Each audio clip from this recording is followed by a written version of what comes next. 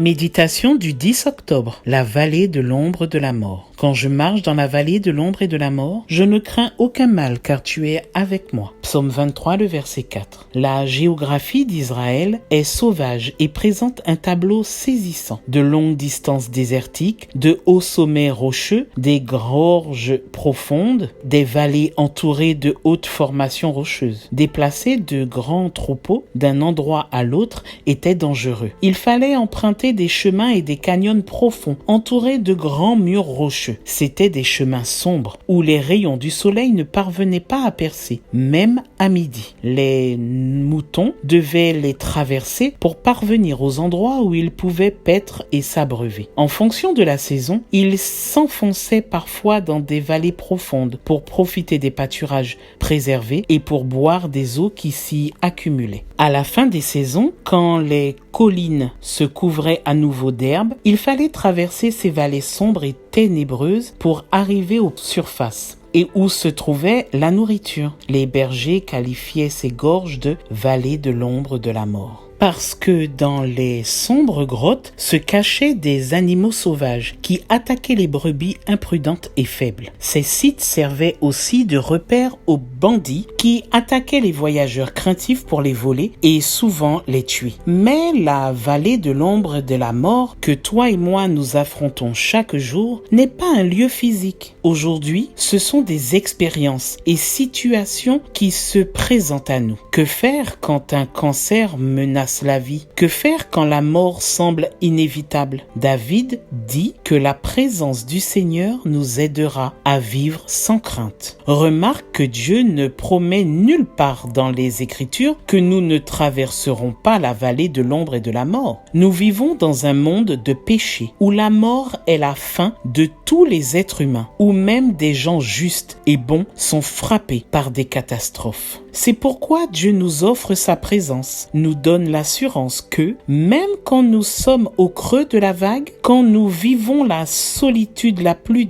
désespérante, il sera avec toi, il sera avec moi. Aujourd'hui, mon cher jeune, je t'invite à affronter la vie avec une vigueur renouvelée, avec la confiance et l'assurance que Dieu est à tes côtés et qu'il n'y aura donc rien à craindre. Que Dieu t'accompagne, sois béni et à demain si Dieu veut.